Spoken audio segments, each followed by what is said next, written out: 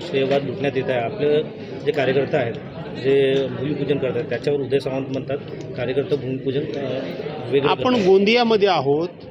मी गोंदियामध्ये राज्याचा नेता म्हणून आलो आहे. त्यामुळं कोण काय तिकडं म्हणतं ते मी तिकडं बघेन. इकडं बघायची काय गरज आहे? श्रेयवाद लुटत आहेत. कोण उदय सामंत?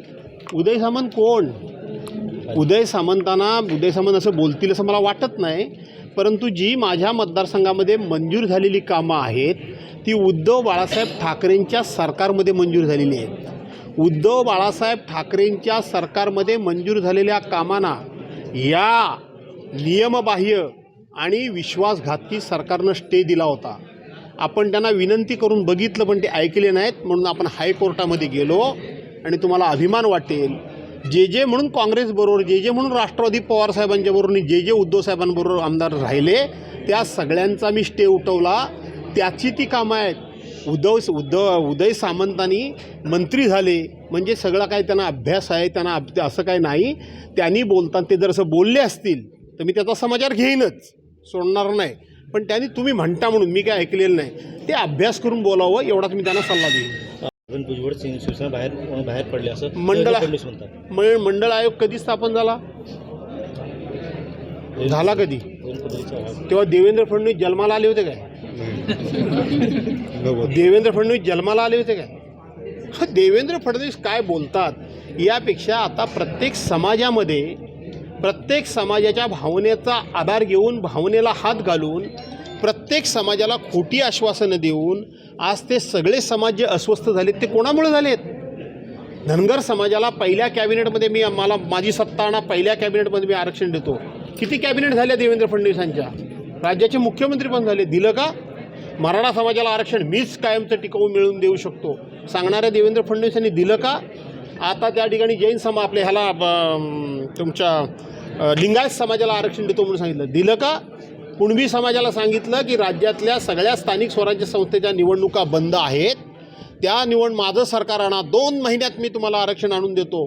आता सरकार येऊन 18 महिने झाले. दिलं का? काय सांगितलं होतं?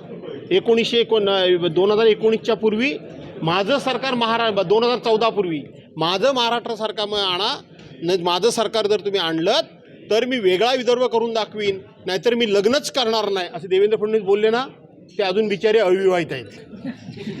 आता शिवसेना या अगोदर जिंकलेल्या पुन्हा आता शिवसेनेला तिकीट देणार. असं आहे की गोंदिया हा जो विधानसभा मतदारसंघ आहे हा मूळ शिवसेनेचाच आहे. मध्यंतरी विश्वासघातानं इथं शिवसेनेच्या उमेदवाराला पाडण्यात आलं, कारण त्यावेळेपासूनचाच तो प्लॅन होता. त्यामुळं मध्ये काँग्रेसचा 2 वेळा आमदार निवडून आला.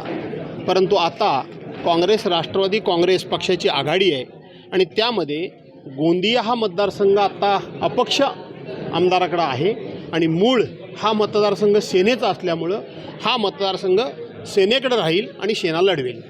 राहत नाही आणि तिथं पेशंटसोबत पुष्कळ गरज होते. पंकज यादव ते 12 निवेदन देतात, त्यानुसारही काही तिथं पाठपुरावा होत. असं आहे की 2 महिन्यापूर्वी आपण बघितलं असाल, संभाजीनगरमध्ये 40-42 माणसं हॉस्पिटलमध्ये औषधाच्या अभावी मेली. नागपूरला माणसं मेली. मुख्यमंत्र्यांच्या जिल्ह्यामध्ये, कल्याणमध्ये, ठाण्यामध्ये शेकडो माणसं मेली. आणि म्हणून या सरकारचं दुसऱ्याचे पक्ष फोडण्याकडेच जास्त लक्ष असल्यामुळं महाराष्ट्रातल्या जनतेच्या आरोग्याकडे बिलकुल लक्ष नाही.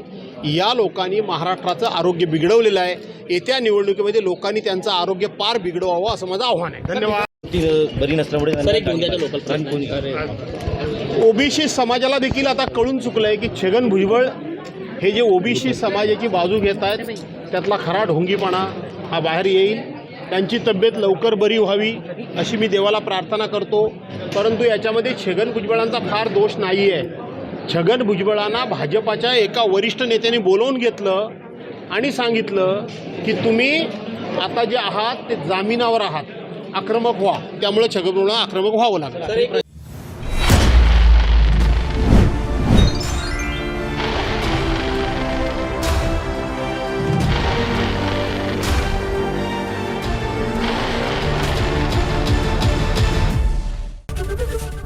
एबीपी माझा, उघडा डोळे बघा नीट.